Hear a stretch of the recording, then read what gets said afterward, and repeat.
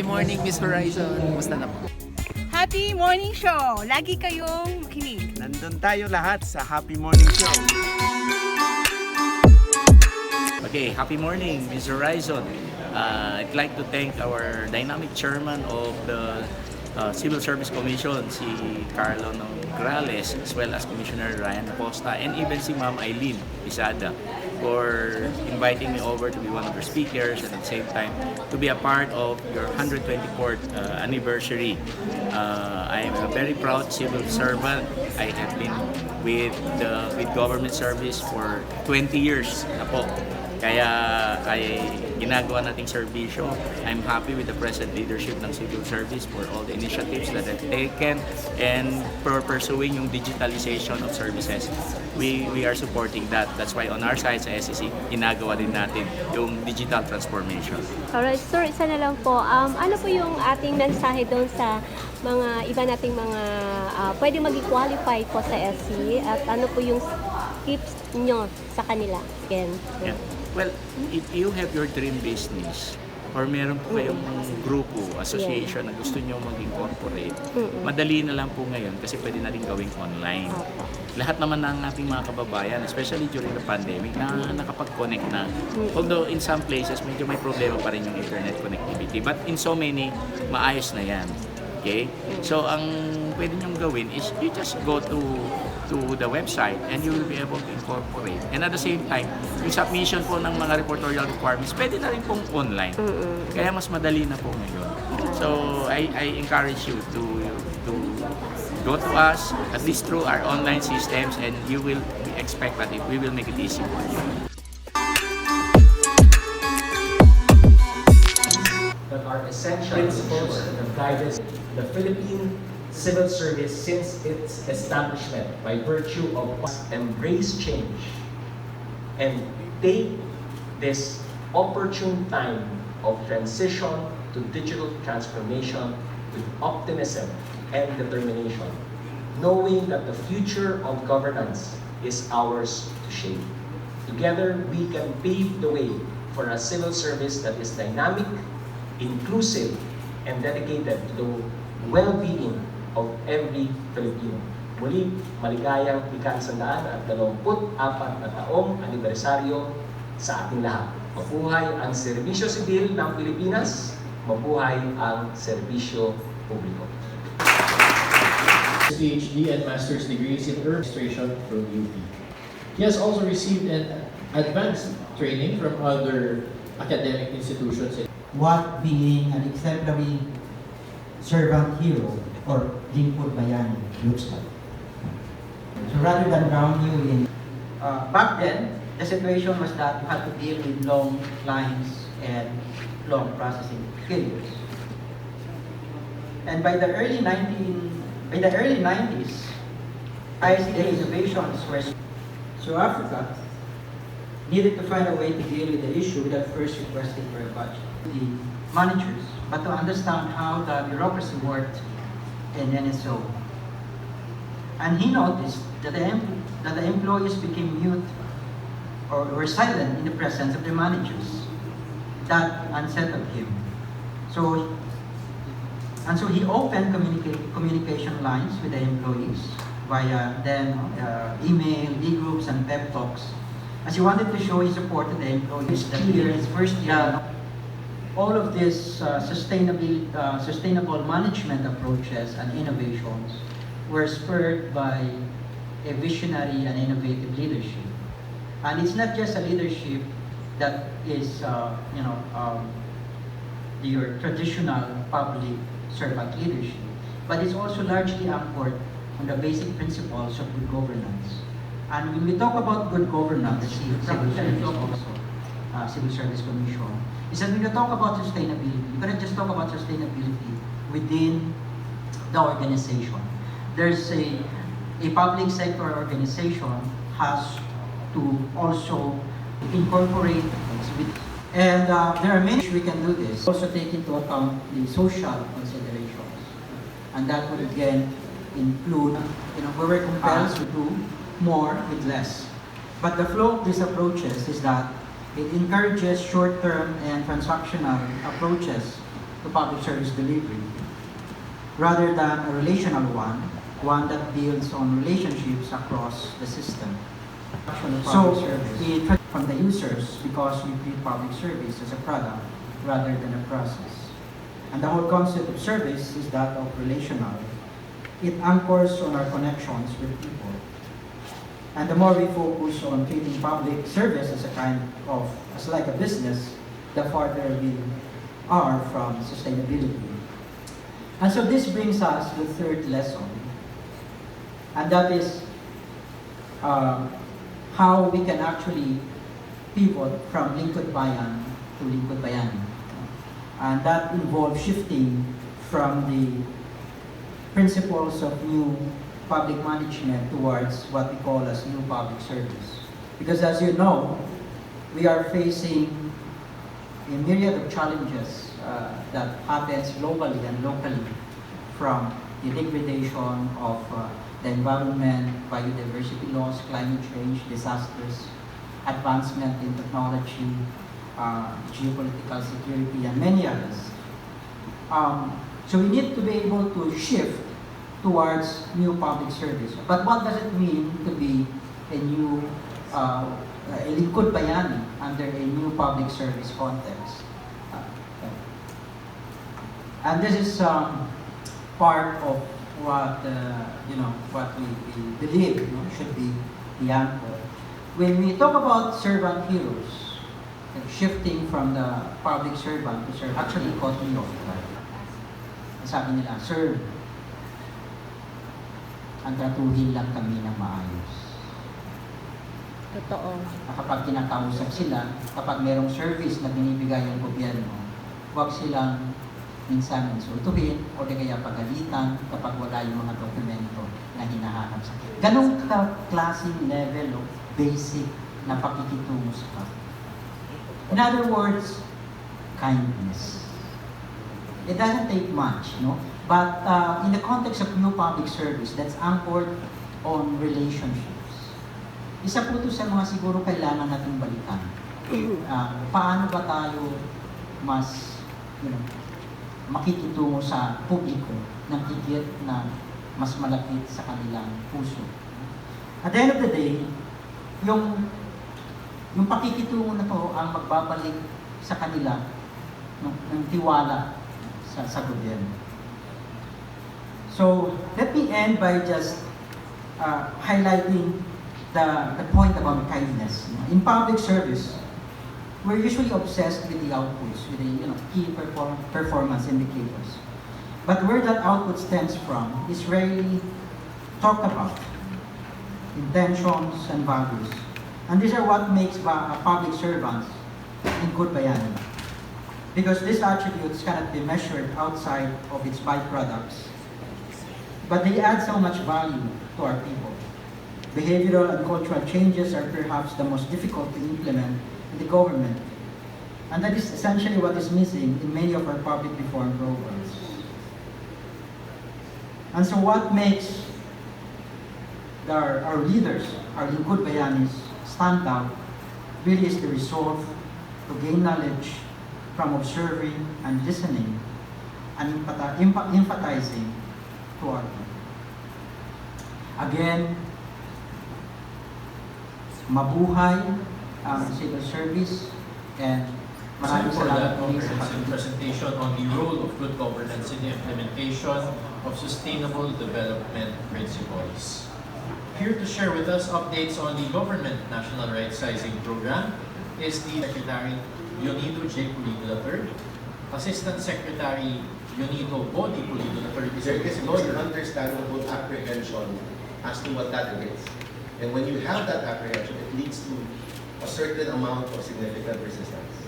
And that resistance is what we're dealing with in order to hopefully see this come and become a reality for the national government under this administration. Next slide, please. So to give everybody just a quick background on the NCRB, we'll start with that. And then we will give maybe a few points regarding what we envision to be the proper form for the right sizing program for the national government.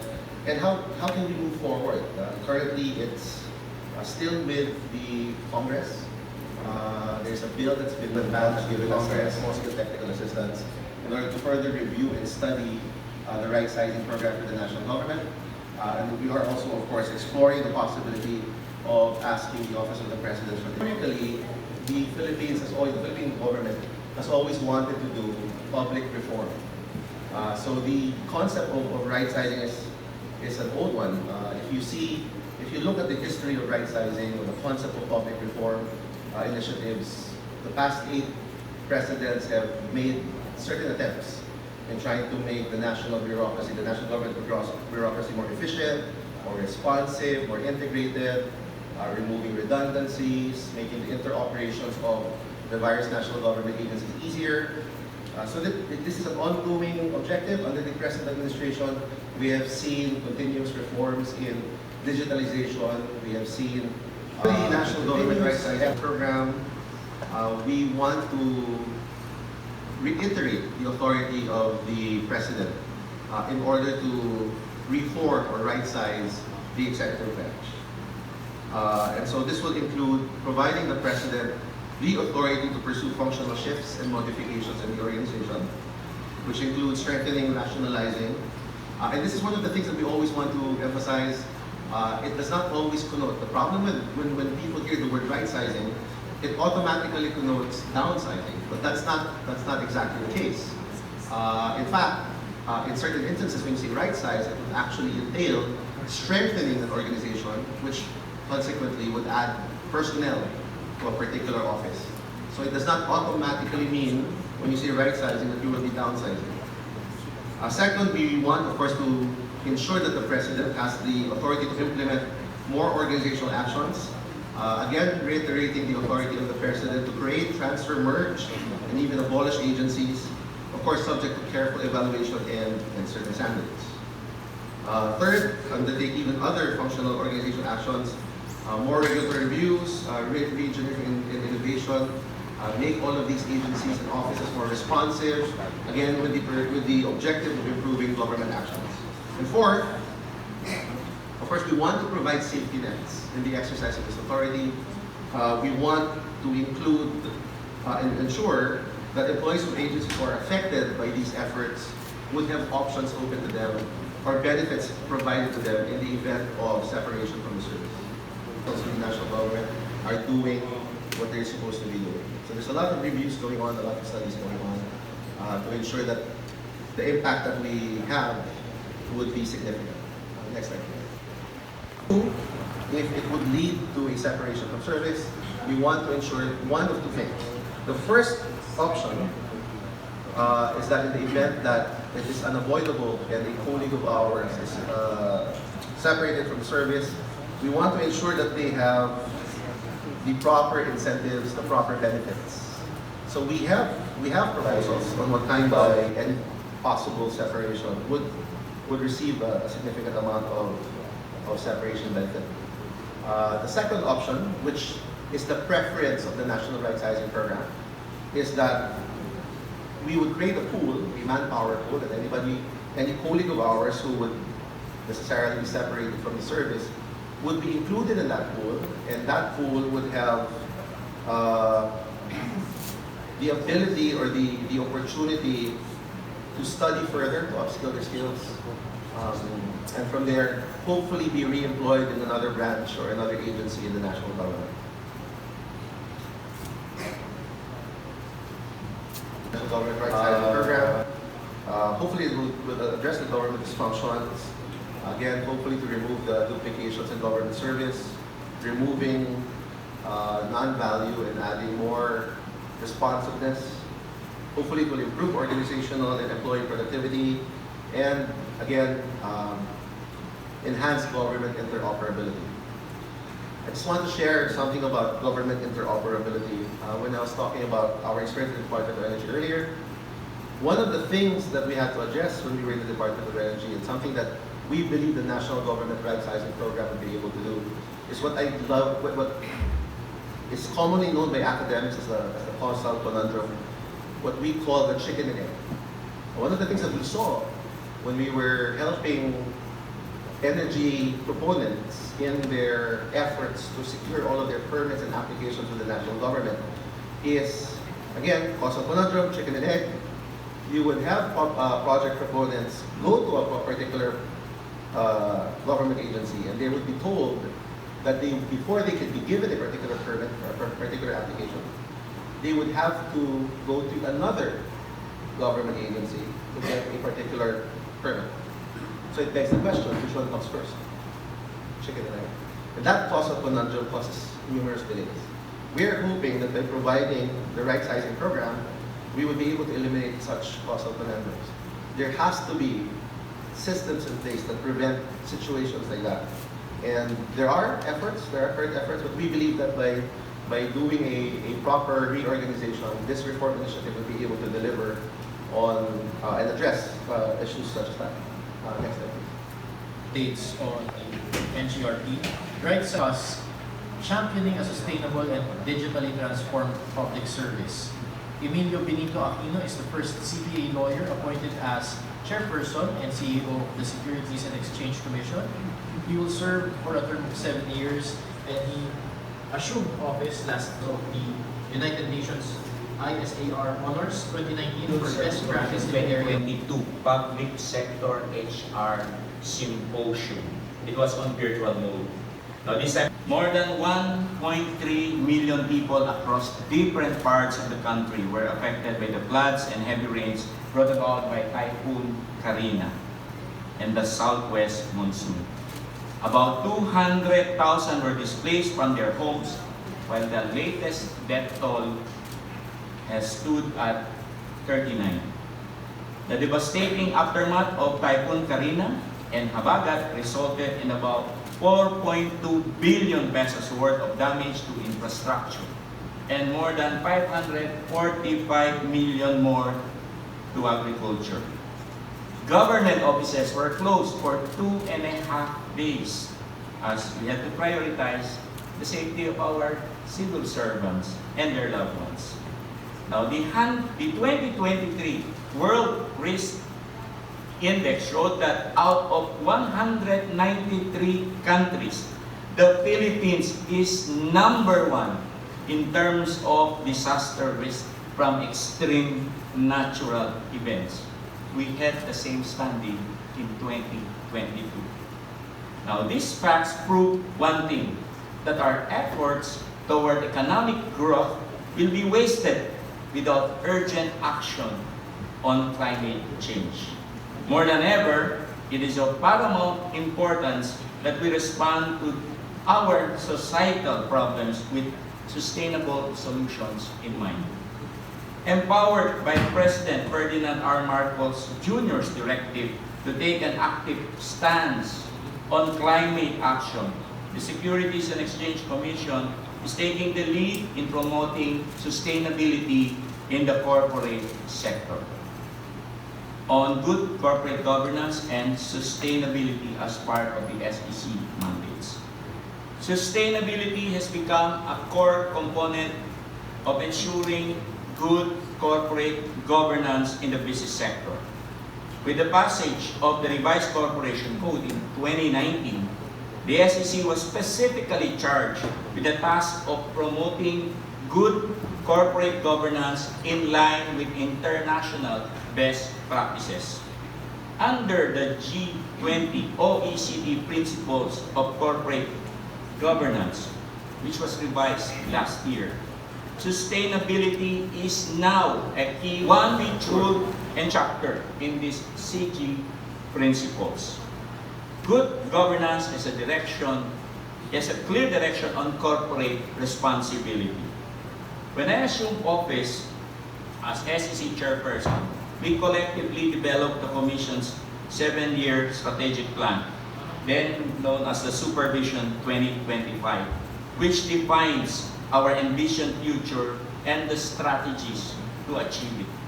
We have since incorporated sustainability into our supervision now till 2028. And it goes this way.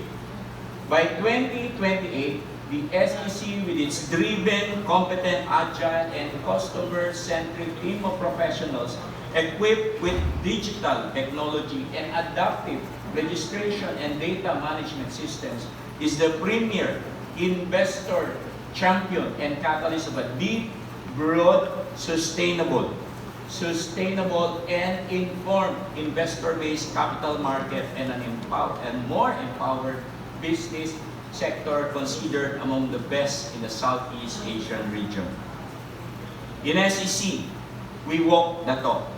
We practice good governance and sustainability as intensely as we espouse this among our regulated entities. We formed the SEC Sustainability Committee to develop sustainability-related policies and programs within and outside the Commission. We convene the so-called Green ensure that sustainability stays on top of our agenda. Among others, the committee spearheaded the issuance of on the SEC Forest and the SEC Nature. On June 25, 2024, we celebrated the National Arbor Day by adopting a 10-hectare land where we planted 16,000 trees. Our SEC Forest is located within the Angat River watershed, which provides 97% of metro and 20 lush place.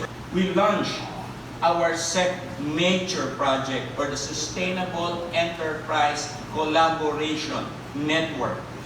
Through this multi-sectoral network mechanism, we aim to bring together public and private partners, including our corporates, towards sustainability. We want to constantly engage in knowledge-sharing activities and see which sustainable practices can be replicated within our respective organizations. We want them to sign up and stamp their e-signatures in our call to action for a greener, more sustainable, and low-carbon economy for the benefit of the general public. Moreover, the signature that the SEC has taken over the years on sustainability reporting. On the sustainability reporting aspect, our corporate governance and finance department has advocated for corporations to measure and report their ESG impacts as part of the disclosure in their financial statement. So on top of the audited financial statement, you submit separate sustainability 2.0. These initiatives further institutionalize our zero contact and paperless policies for sustainability. This year, we went even deeper with the third wave of our digital initiatives. We launched the SWIFT Corporate and Other Records Exchange, or SCORE protocol, with the BIR and soon with the Bureau of Customs. The SEC Foreign Investments Registration Station, or SEC First. The Electronic Application for Modification of Entity Name and Data, or EAMEN. The Electronic Submission Authentication Portal, or ESAP. And the SEC Super EC Registration Online, or SEC Zero. Specifically, ESAP and SEC Zero are paving the way for the removal of the submission of hard copies of registration documents. These initiatives intend to help our over 10 million Filipinos based abroad to secure the incorporation of their companies without the need of flying home, and which they can avail anytime and anywhere. Thus, we have zero paper, zero face-to-face, zero notarization, and zero wet signatures. So wala po kaming 500 signatures requirement. Pulido. So, what we're offering to the public now is a complete evidentially best interest in mind. We ensure that the excellence and innovation we cultivate in our organization is reflected in the quality of the services we render and ultimately lead to service excellence on innovative offices. Earlier this year, we created the external appearances and engagements between the Commission and its stakeholders, including customers, investors in the capital market, the borrowers and lenders of lending and financing companies, foreign counterparts, relevant industry associations, and other government agencies. The EAD is comprised of our International Affairs and Protocol Division, or IAPD, which pursues and strengthens the Commission's international relations and agenda. We have the Strategic Partnerships and Advocacy Division, which will lead the development and systematic implementation of the Commission's Investor Education Program to promote financial literacy, efficient capital formation, and broad investor participation. And our Stakeholders Management Division, which provides an omni-channel frontline customer service, including hotline services to address public concerns and complaints raised through various channels such as, but not limited to, the Civil Service Commission's Contact Center ng Bayan and the Office of the President's Citizen Complaints Center, and ensure timely resolution of such concerns and complaints. We also restructured our Human Resources and Administrative Department to form two separate departments.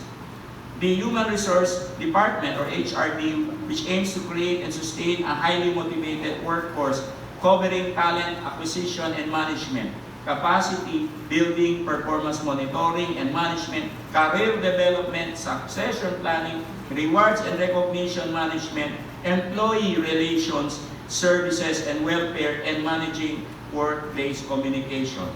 And finally, the Management Services Department, which is responsible for developing strategies, policies, and programs, and implementing the operational activities on procurement and contract management, facilities maintenance, safety and security of the building, and personnel, both at the head office and the extension offices.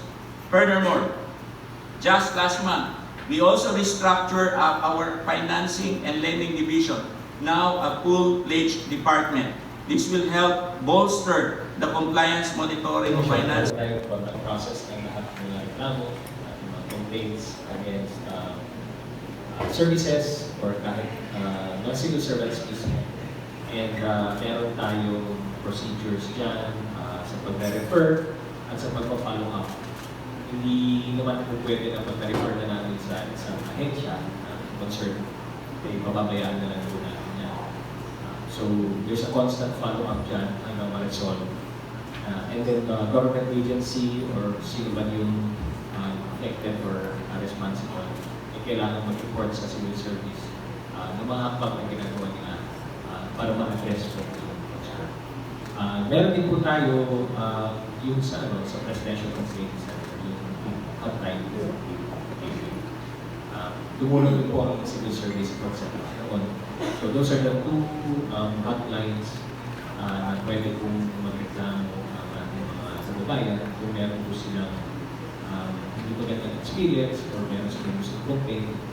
Pwede rin po na pwede hindi lang mag-complaint, pero kung meron commendations din po, meron papasalamat sa mga service, pwede rin po nila i-report para naman ma-inspire din natin mga civil servants na gumagawa ng mabuti at maayos na pagtrabaho.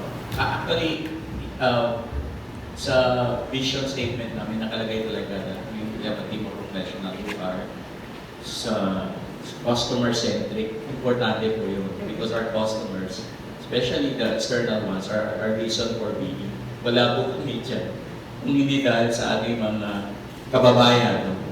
So, kailangan kami maging be able to respond sa lahat ng mga queries, reklamo. Otherwise, lagot kami kay civil service. So, we are bound to put up our own. May chatbot tayo. Yung mga frequently asked questions, doon na nasasagot yun. But at the same time, we put up yung ating Stakeholders Management Division. Separate din pong division yan. Purposely to be able to address ito po lahat ng queries, complaints. We're trying to reach out to our external clients by way also of social media. So meron tayo through email, You can reach to us through even Messenger, Viber, nakulang TikTok, pwede pa rin. Para maano lang, we want to be open and readily accessible. And mind you, kahit ako, I am awash with all sorts of emails and I have to answer and at least deploy them early morning. Otherwise, hindi po ako masakit. But we make efforts, importante sa atin na sagutin lahat ng mga emails and texts and calls and concerns ng ating mga kababayan. Venture to offer an answer, no? Kanya-kanyang opisina, maaaring may kanya-kanyang guidelines pagdating sa kanilang pakikipag-ugnayan sa Philippine media. So it depends on which agency, which office, pero nararapat siguro na may mga guidelines.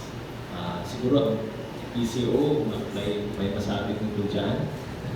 Meron pa kayo? Okay, sis. Yun po. Actually, ang mandato po ng Presidente, lahat ng agencies, hanggang maaari, doon sa Malacanang, doon sa Presidential Communications Office, mag-request po. So yun po, at least yung hindi makakapagsalita sa Presidente, yung head of agency ang magsasalita kung ano ang yung concern. Like sinabi mo sa DAR. So usually po, Malacanang press corps talaga yung nag-cover kapag doon ginawa sa Presidential Communications Office. 2 hours, masabit po yung complaint dito. So pwede po kayo mag-follow up after 72 hours. Programs. And finally, Mr. Africa highlighted the crucial role in making policies and programs people-centered. We have to always look for ways to offer better services to the people, and excellence does not stop. From these stories, Dr. Berse called 3 lessons. Number 1, leaders should be visionary and innovative. Number 2, there should be internal and external sustainability. And finally, we should pivot from Lingkod Bayan to Lingkod Bayani. On the other hand, BBM Asset Pulido posited that government right-sizing is pivotal in sustainable management and public governance. He discussed with us the context of the Philippine National Government Right-Sizing Program and updated us on the efforts to pass a law on this. And contrary to the fears of some sectors, Asset Pulido confirmed that the purposes of the NGRP are in fact, number 1, to address government dysfunctions, number 2, to improve organization and employee productivity, and number 3, to improve government interoperability and services. That BBM is hoping that a bill will be passed, but if not, they will probably resort to issuing an executive order. Our government agencies have already proven that both sustainability and good governance can coexist. As Chairperson Aquino showed, the SEC's dynamic approach to integrating sustainable practices serves as a model for other agencies striving to achieve similar outcomes. He enumerated several sustainable initiatives that SEC has implemented over the years. Sa dami po ng digital systems na ginawa nila, hindi ko na po ulit isa-isa yung mga acronyms at baka sa Pasko gawan niya ako ng acronym na Ryan's Artificial Intelligence. Okay. In conclusion, the collective commitment of all government agencies is integral to building a sustainable public sector that considers social, environmental, and long-term oriented sustainability, aiding not only the development of the Philippines, but of the global society. May today's event and our September celebration remind us of the vital role that our 1.9 million civil servants play in pursuing sustainable management that is capable of meeting the challenges of tomorrow while serving the needs of today. We, your CSC, enjoin all government employees to participate in activities and programs that the CSC and your agencies have prepared, as this is not just CSC celebration, but a month-long salutation to your contributions in delivering efficient public service all year round. Together, let's take pride in the quality of the service we provide and continue to strive for excellence through sustainable practices. Once again, magandang umaga po sa ating lahat. Mabuhay ang serbisyo sibil, mabuhay ang serbisyo publiko.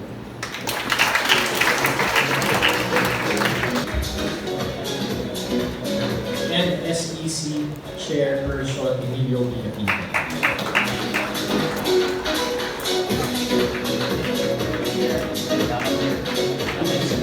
And even organized activities in your respective agencies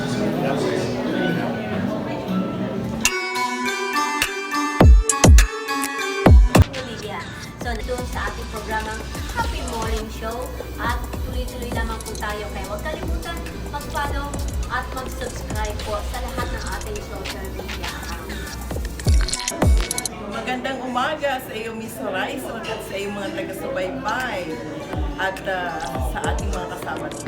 Morning, Miss Horizon. So, ako po ay gumagawa ng research patungkol sa ating ekonomiya, patungkol sa kahirapan sa ating bansa, at patungkol sa turismo ng ating. Happy morning, Miss Horizon. Maraming salamat po. So, ako po si Manuel Hernandez. So, ang research ko po ay about sa mga garapata po. Pinag-aaralan po natin kung paano sila nabubuhay despite na kumakain sila ng mga toxic substance, katulad ng mga iron na nasa dugo, at kung paano sila nabubuhay kahit tinitreat sila natin ng mga chemical. And ultimo yung panukat, kumpleto. At para mabuhay tayo ng marangal, magkaroon ng dignidad, ang gaganda na sinabi niya. So ngayon, para magkatotoo lahat yan, kasi sayang.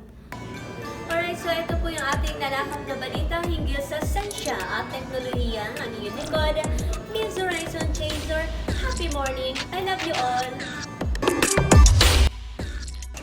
Alright, happy morning! Muli ang inyong likod, Miss Si Dr. Renata na walang iba ka.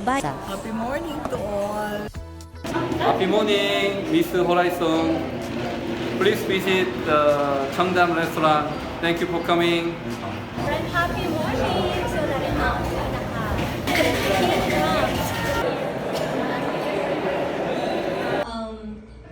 kung sakali na implement po ito, sino-sino po talaga ang dapat maging partner? Ito yung maaasahan natin sa taong 2023 pa para sa pagsulong ng mga First time ko to.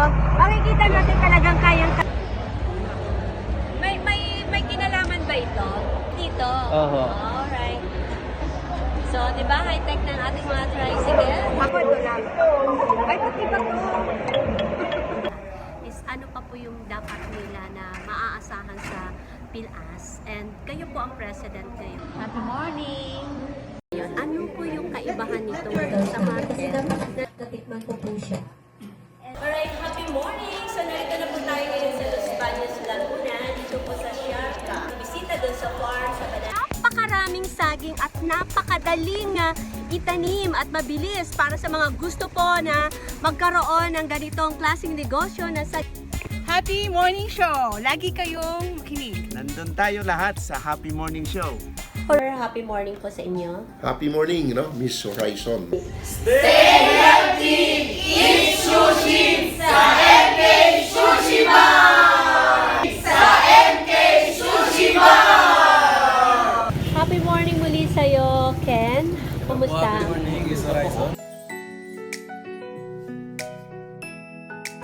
Sabi nila, masama daw magkape. Pero bakit marami pa rin ang nagkakape ng healthy blend?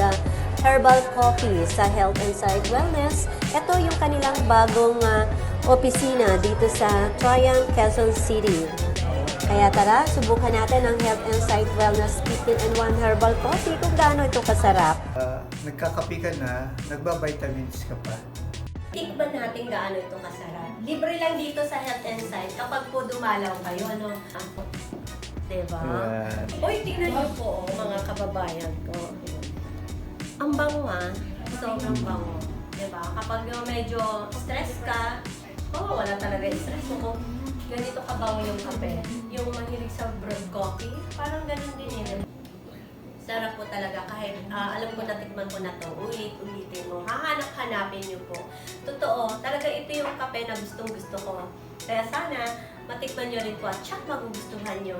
Happy morning! So, lumipat na po kasi ang Health and Sight Wellness. Dati po doon sila sa Mother Ignacia dahil syempre, dahil napakasarap ng kape at mahusay ang mga produkto, natural lamang na umuunlad po ang isang company. Ayan, so dito na tayo, napakagandang kumpanya ngayon ng Health and Sight Wellness.